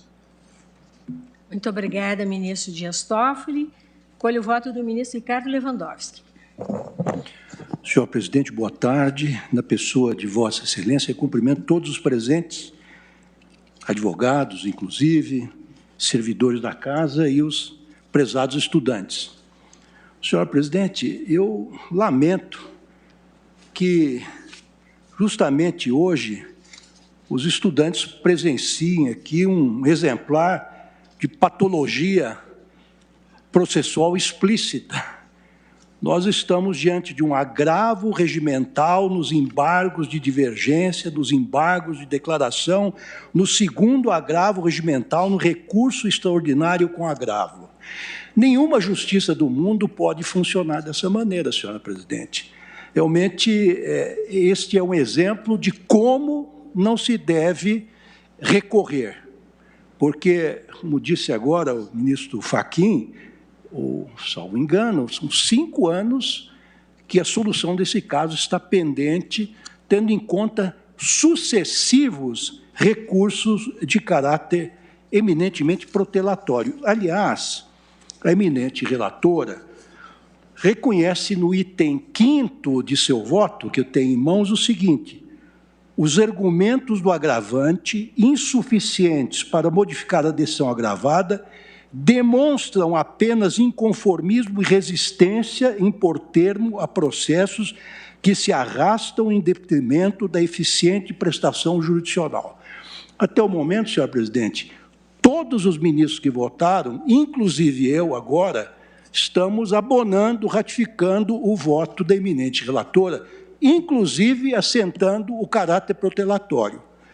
Então, senhor presidente, como nós temos uma missão eminentemente didática e pedagógica, eu acho que um recurso dessa natureza não pode sair sem sanção.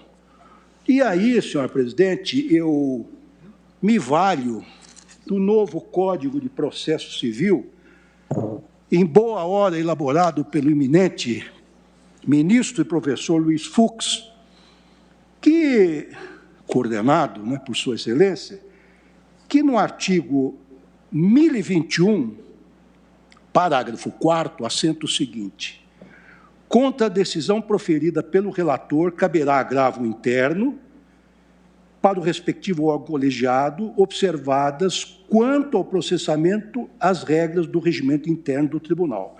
Parágrafo 4º. Quando o agravo interno for declarado manifestamente inadmissível ou improcedente, em votação unânime, eu imagino que a votação será unânime, o órgão colegiado, em decisão fundamentada, condenará o agravante a pagar ao agravado multa fixada entre 1% e 5% do valor atualizado da causa.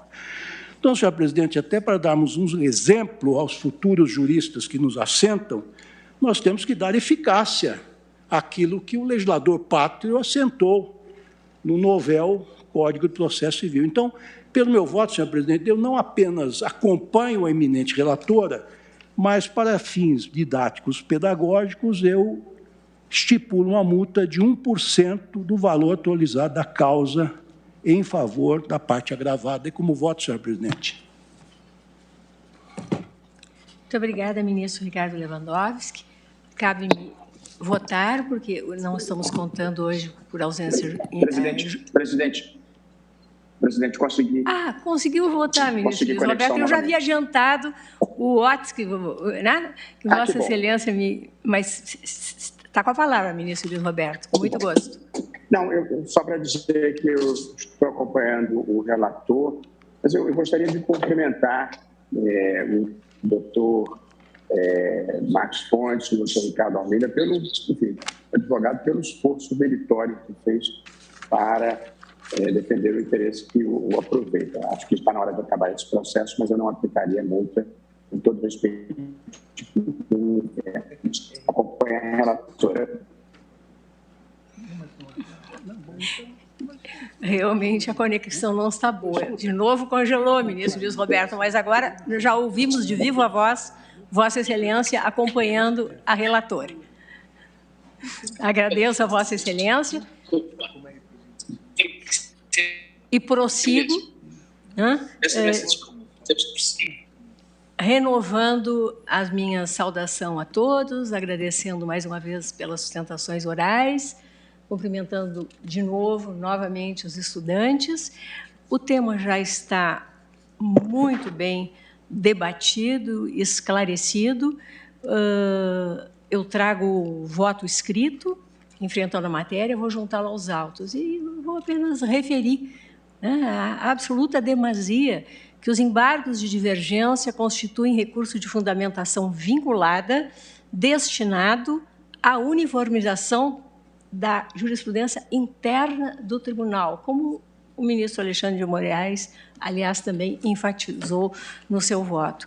E esse recurso interposto cuja rácio é a uniformização da jurisprudência interna da Corte, foi interposto em 2020, quando já em vigor há muito o Código Fux, para nossa honra, ministro Fux, o Código de Processo Civil de 2015.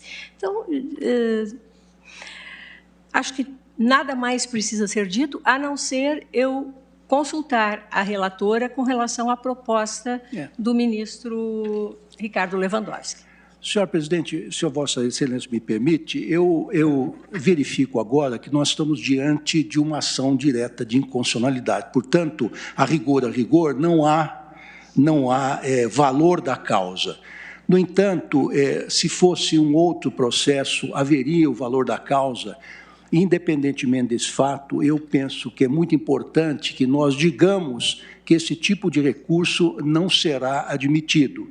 Eventualmente, poderia se cogitar até de litigância de má-fé, mas não vou tão longe, senhor presidente, porque, como acaba agora de manifestar o eminente ministro Luiz Roberto Barroso, e ressaltam o empenho dos eminentes advogados na defesa dos seus constituintes. Portanto, senhor presidente, eu me manifestei nesse sentido apenas para dizer aos eminentes prezados estudantes que recursos desta natureza não serão tolerados, seja pelo Poder Judiciário em geral, mas especificamente pelo Supremo Tribunal Federal.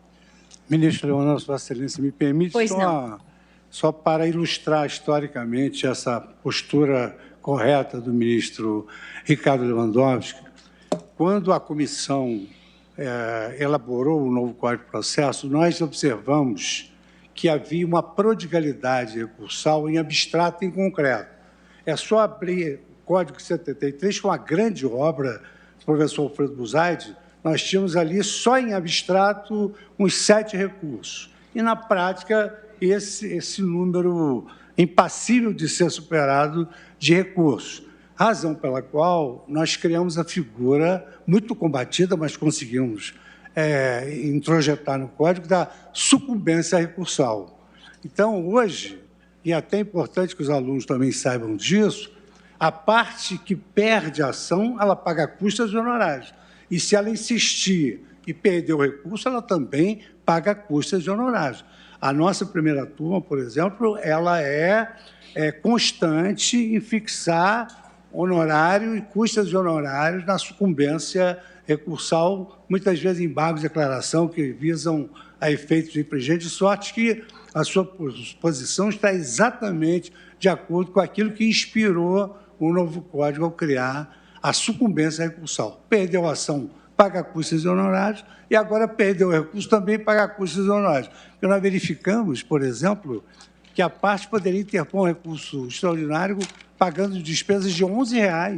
E se o advogado interpõe recurso extraordinário, nem avisa a parte, Porque ele, R$11 ele tira do próprio bolso e oferece o recurso e acaba prejudicando hoje aquilo que é direito fundamental do cidadão, que é a duração razoável de todos os processos.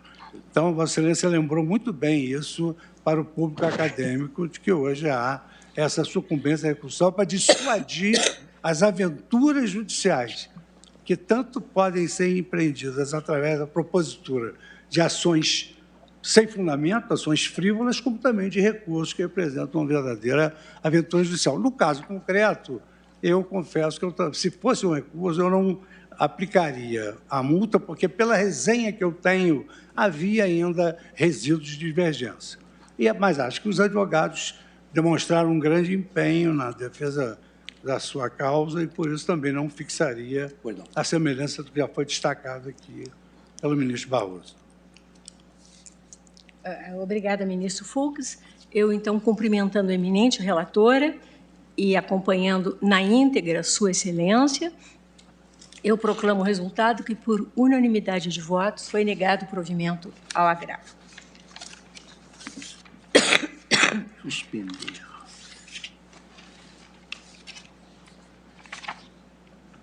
Chamo a julgamento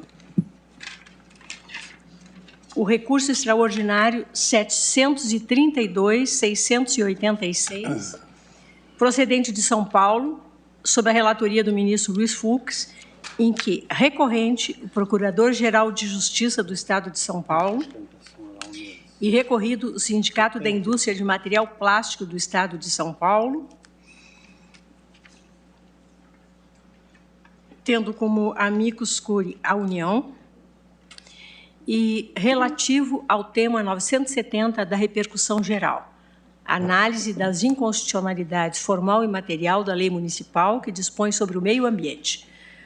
Com relação a esse tema, há 67 processos sobrestados e ele diz respeito às ODS 11, Cidades e Comunidades Sustentáveis, e a ODS 12, Consumo e Produção Responsáveis.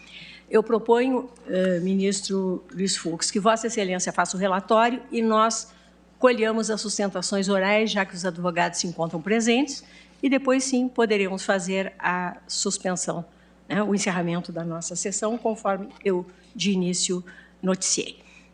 Vossa Excelência está com a palavra para relatório. Colaborar, dentro do possível.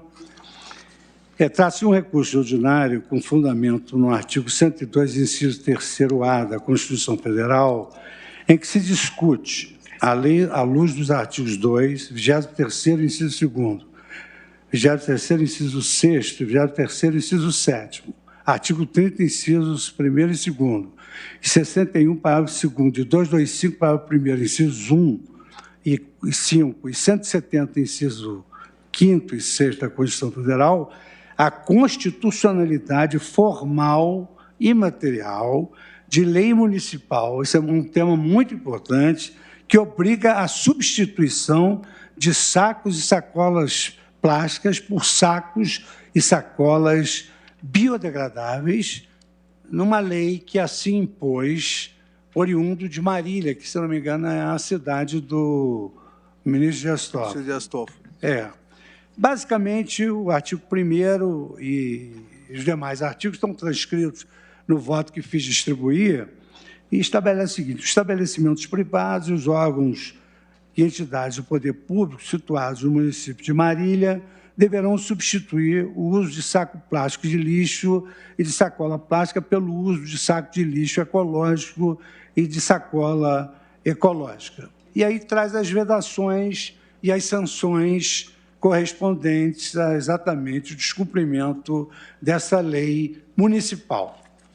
Então, aqui o acordo recorrido entendeu que o município poderia regulamentar uma lei do município de São Paulo também, que trata sobre meio ambiente, conferindo-lhe maior concretude disciplinando seus pormenores, adaptando a vida prática da municipalidade aos ditames oriundos da legislação de São Paulo, de forma suplementar. Mas entendeu o acordo que, de forma alguma, era permitido fixar diretrizes diferentes àquelas já estabelecidas pelos outros entes federados. E afirmam ainda que, se o Estado de São Paulo já editou normas concernentes à proteção ambiental, nada dispondo sobre a obrigação ou proibição de uso de sacolas plásticas, nem diferenciando uma das outras, descaberia ao município se miscuir nesse tema. O acordo recolhido está transcrito nesse sentido. O Ministério Público ofereceu esse recurso extraordinário, assentando aquilo que ele vai sustentar e que já consta de alguns acordos do nosso tribunal, de que o município tem competência legislativa para legislar e administrar as questões do meio ambiente e deve prevalecer a lei municipal quando ela traz uma proteção maior ainda, que foi um destaque feito num processo do ministro Edson Fachin, que entendeu que, se a lei municipal traz uma proteção maior ao meio ambiente, deve ser privilegiada e prestigiada. Em contrarrazões, o sindicato trouxe aqui o que ele vai sustentar na tribuna, não vou repetir. A Procuradoria-Geral da República manifestou-se pela constitucionalidade da lei municipal. A União foi admitida como amicus curiae e também se manifestou pela constitucionalidade formal e material da lei municipal, assim também o Ministério Público. Eu acredito que com esse relatório, senhora presidente, seja suficiente para que as partes possam formular as suas sustentações. Agradeço a Vossa Excelência, ministro Fux.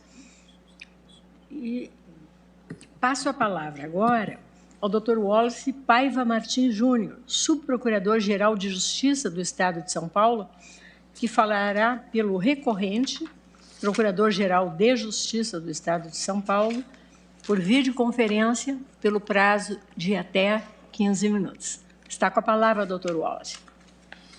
Muito obrigada, senhora presidente. Eu quero saudar a Vossa Excelência, assim como aos senhores e a senhora ministra Carmen Lúcia, a senhora vice-procuradora-geral da República.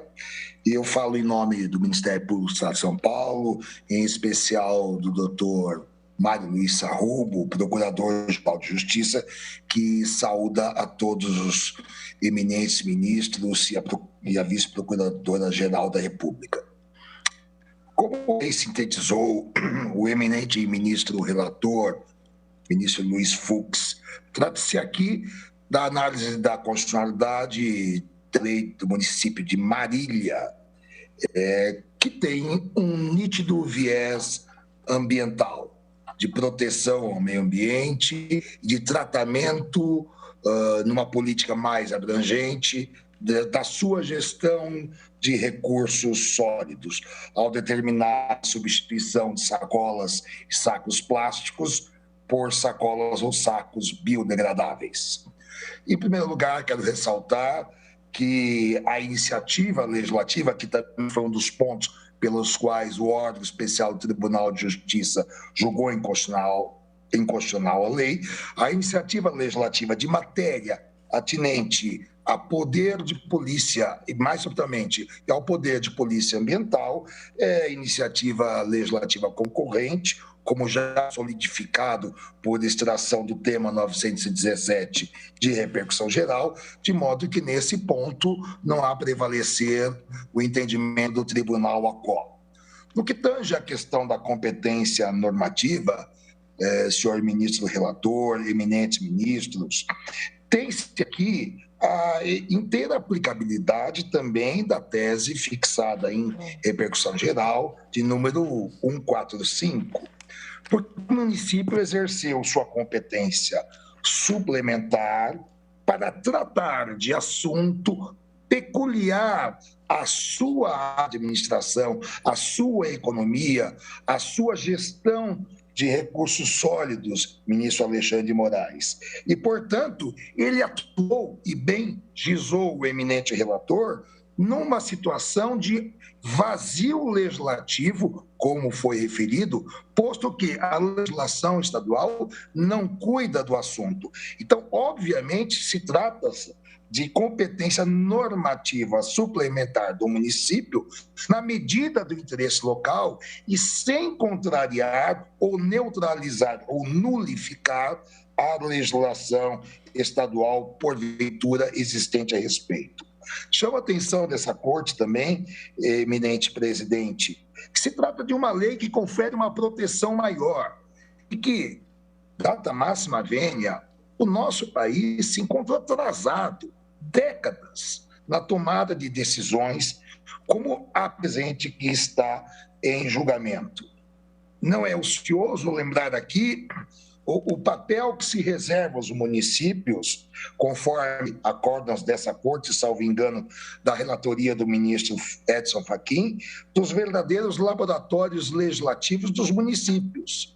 E não há aqui o receio de estar havendo a invasão ao campo normativo de outros entes federativos. É uma medida que compete exatamente ao interesse local do município.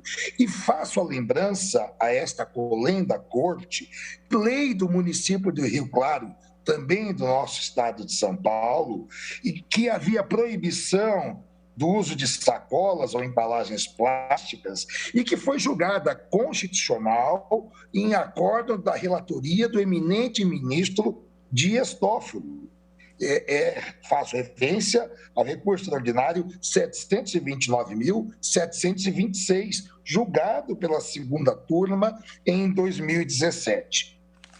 Por derradeiro, senhora ministra, senhores ministros, quero também enfatizar que não há aqui nenhum agravo exagerado à liberdade econômica.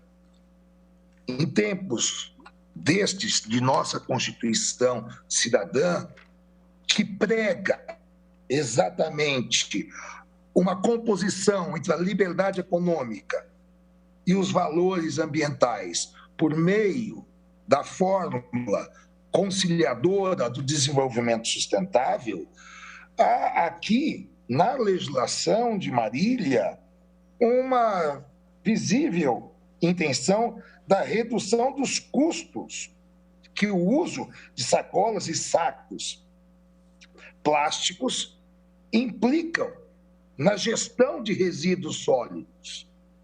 Todos nós sabemos os efeitos da decomposição desses materiais que são utilizados, inclusive, para outros fins diuturnamente. Há, portanto, aqui a perfeita adequação à ideia do desenvolvimento sustentável com razoabilidade. A lei é adequada ao fim que se destina e denoto, em especial, que ela aponta a solução menos onerosa para o equilíbrio desses interesses em conflito. São essas as razões, eminente ministra-presidente, eminente ministra Carmen Lúcia, eminentes ministros, doutora vice-procuradora-geral da República, que o Ministério Público de São Paulo propugna pelo provimento de seu recurso extraordinário e a fixação de tese em repercussão geral. Muito obrigado, Excelência. Agradeço ao Dr. Wallace Paiva Martins Júnior e agora ouviremos o Dr. Jorge Luiz Batista Camote Pinto, que falará pelo recorrido Sindicato da Indústria de Material Plástico do Estado de São Paulo, por videoconferência também e pelo prazo de até 15 minutos. Pois não, doutor Jorge? Está sem áudio, doutor Jorge, não estamos...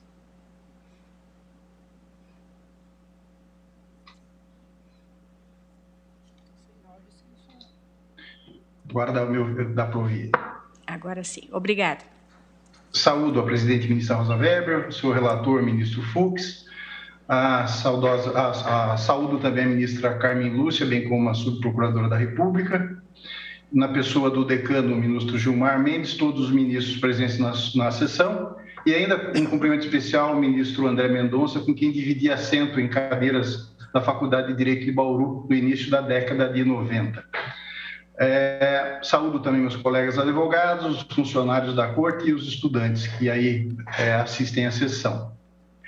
Nós peticionamos, por uma questão de ordem, que precedesse esse julgamento uma audiência pública, até em função do próprio tema 145, que resolveu a questão não só ambiental, mas considerou de uma forma multidisciplinar a questão ambiental, no caso a queima da palha da cana-do-açúcar.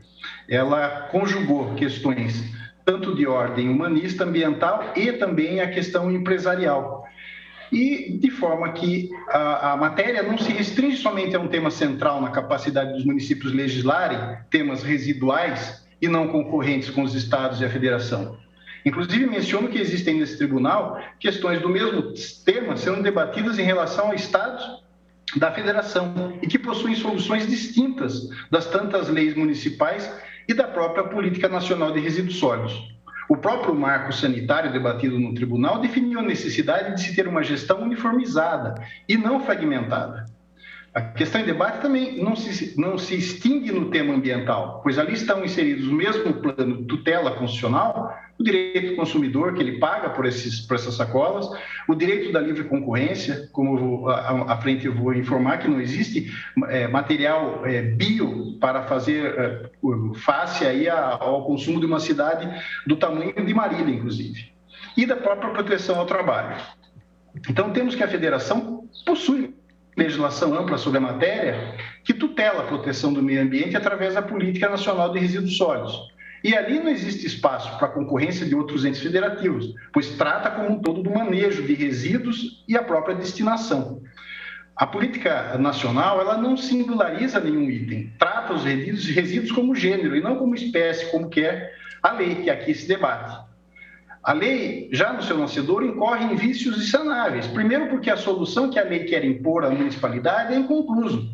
Sacos de lixo e sacolas ecológicas. Aí entram soluções que outras leis, também de forma míope, têm dado. Primeiro confundindo o que é ecológico, o que é biodegradável, e por isso até nós fizemos o pedido de uma audiência pública, e temos também, ainda não foi analisado, a questão de amicus curiae, de duas associações, uma delas a ABIMAC e a outra uma entidade que congrega fornecedores de resina, que obviamente terão impacto, que de forma de apresentação, os produtos geram uma centena de polêmicas e são confundidos.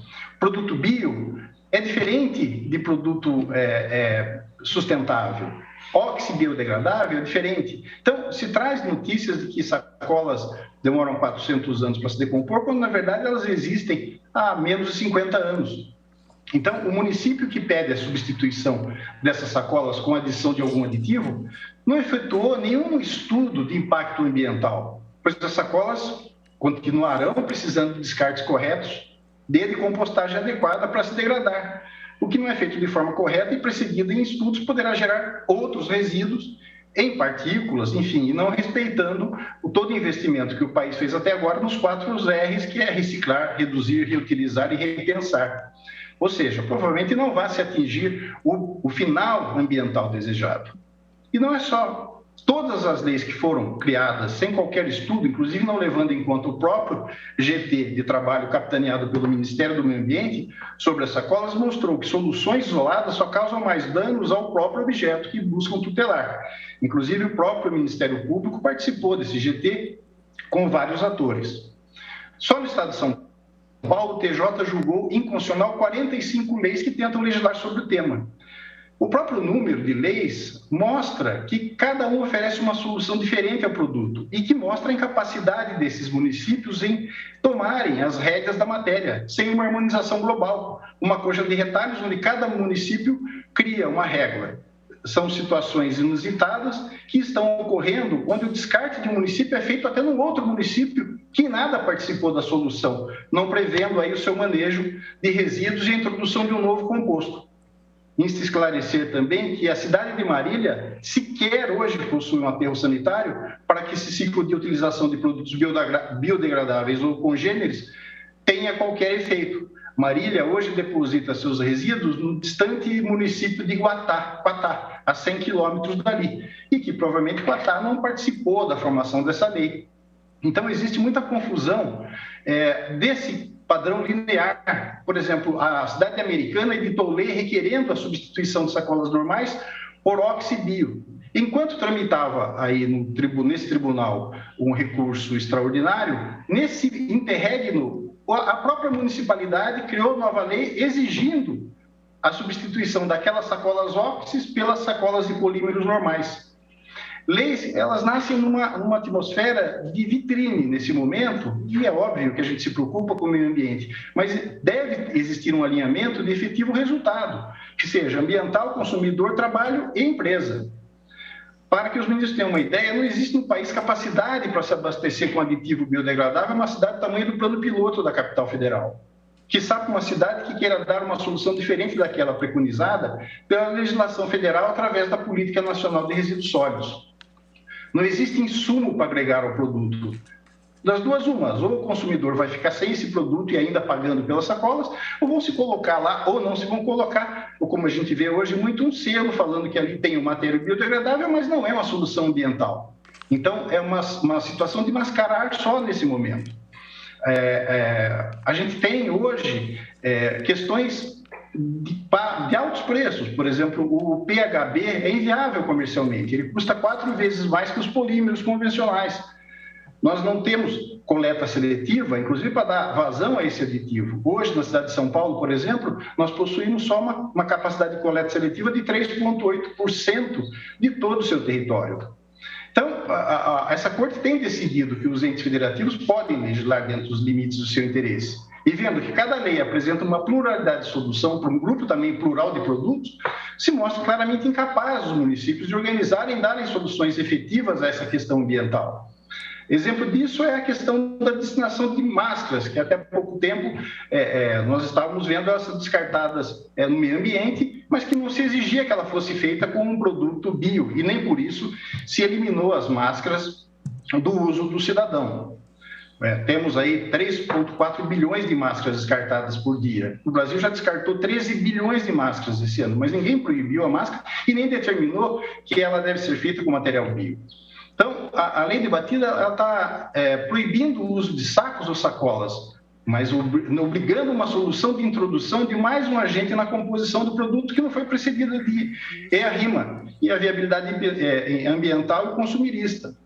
A solução legislativa municipal se contrapõe à própria política de logística reversa, quando insere mais um produto que a população entenderá que os sacos e sacolas sumirão do ambiente pelo simples fato de conter um aditivo, mas que, na verdade, será enterrado nos lixões, aumentando assim o volume de resíduo, sem a possibilidade de ser reciclado. Inclusive, cabe esclarecer que os sacos de lixo são feitos a partir da reciclagem dessas sacolas do supermercado e que, em função dessa nova adição, elas deixarão de ser recicladas. Ou seja, esse ciclo da logística reversa, no artigo 3º, 1 e 2 da lei, deixará de existir. O próprio Conselho Superior do Ministério Público de São Paulo anulou um termo de ajuste de conduta proposto para o tema, por uma promotoria especializada nessa questão do tema ambiental, para mostrar que a matéria não tinha identidade efetiva em zelar pelo meio ambiente. Peca também o nascedouro quando impõe gastos ao Executivo, violando claramente os ditames constitucionais do orçamento, pois sequer traz aí no seu bojo de onde partirão os recursos e a aplicação da fiscalização do cumprimento da lei. Sabido é que para ter uma lei efetividade deverá ser fiscalizada, e a fiscalização dessa tipologia de produto somente poderá ser aferida por pessoas de formação técnica e instrumental específico. A efetividade do cumprimento da lei não é barata. A lei não faz previsão alguma de onde partirá ou de onde se deslocará os investimentos públicos para sua efetivação. Inclusive, a lei traz o comando de buscas e apreensões de sacos e sacolas, o que certamente criará ônus extra ao Executivo, pois, para se constatar a existência ou não dos padrões exigidos pela lei, laboratórios especializados deverão ser contatados para a certificação do uso do material inovado. Portanto, a lei, sobre todos os aspectos, ela é inconstitucional, principalmente porque viola a competência da União, que possui regra vigente e objetiva sobre o tema ambiental, o qual deve ser tratado de forma uniforme em todo o território nacional. A lei debatida claramente é concorrente à matéria de maior interesse, que não deixou resíduo, literalmente, para que os municípios fragmentem soluções que não vão se comunicar. Então, era o que eu tinha para sustentar. Eu aguardo a manutenção da declaração da inconstitucionalidade da lei e agradeço a atenção dos ministros e dessa excelsa corte. Agradeço ao doutor Jorge Luiz Batista Caimote Pinto.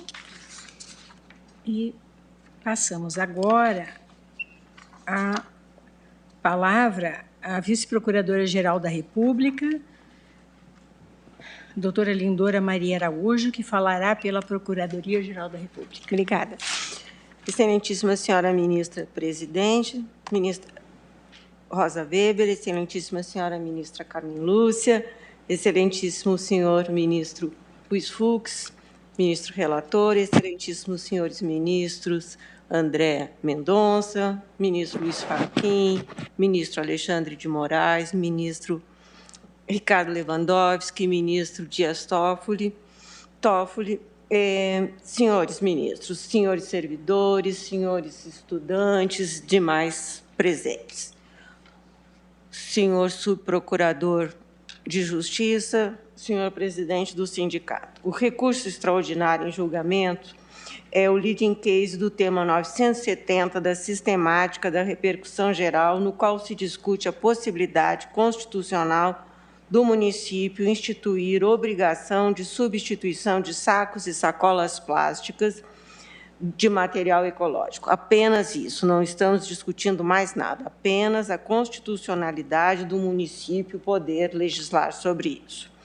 O recurso origina-se do julgamento de uma ação direta de inconstitucionalidade estadual pelo Tribunal de Justiça do Estado de São Paulo, no qual examinou se é constitucional, formal e materialmente, a Lei 7.281, do ano de 2011, do município de Marília, São Paulo, que impõe a substituição dessas sacolas plásticas e sacos por modalidades ecológicas. Aqui se supõe que sejam degradáveis, todas elas.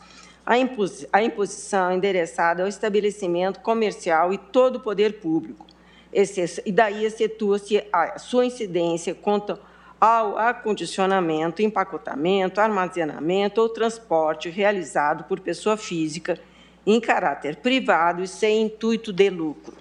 O diploma impugnado estabelece ainda penalidade administrativa para o descumprimento da lei, atribuindo ao Poder Executivo a fiscalização deste cumprimento e a aplicação de sanção.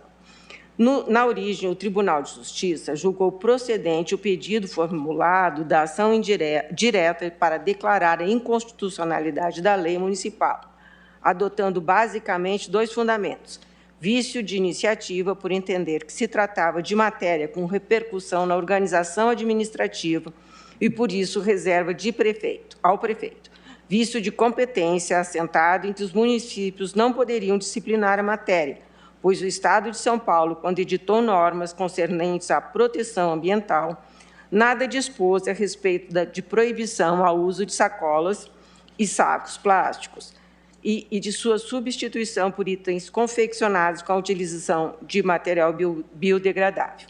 Antes de se incursionar no mérito do tema em julgamento, cumpre ressaltar o cabimento deste recurso. O Supremo, na reclamação 383, decidiu que seria cabível o recurso extraordinário de decisão de Tribunal de Justiça em julgamento de ação direta.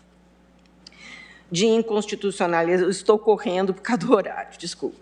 De inconstitucionalidade, sua competência quando a interpretação de norma constitucional estadual de observância compulsória contrariasse o sentido e o alcance da Constituição Federal.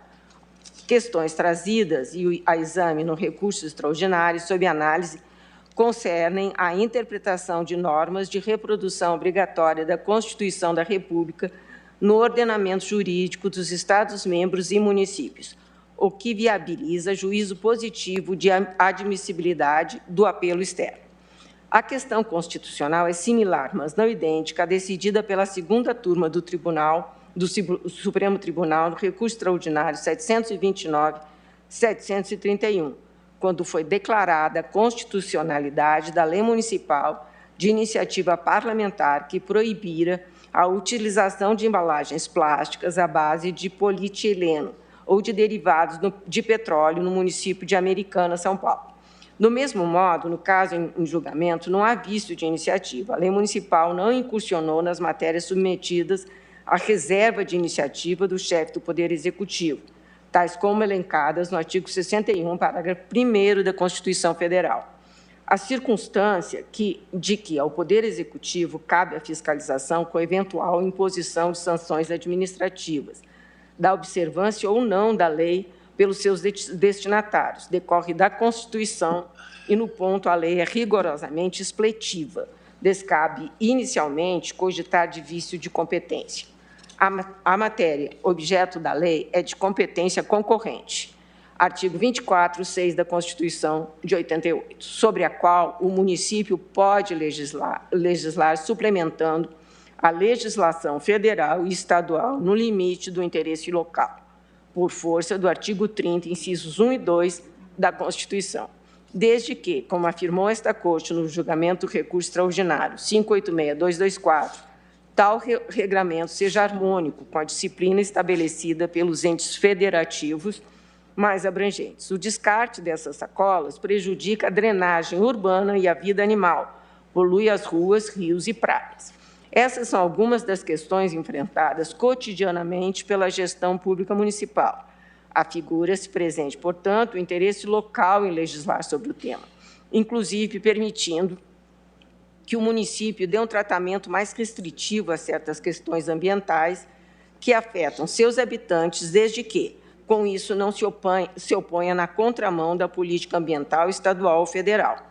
No federalismo brasileiro, municípios também são protagonistas da aliança e podem validamente experimentar legislações ambientais mais protetivas da fauna e da flora. Cumpre ressaltar que, o fim visado pelo legislador municipal, a ratio legis, não é necessária a disponibilização de sacos e sacolas biodegradáveis ou sacolas reutilizáveis ou retornáveis.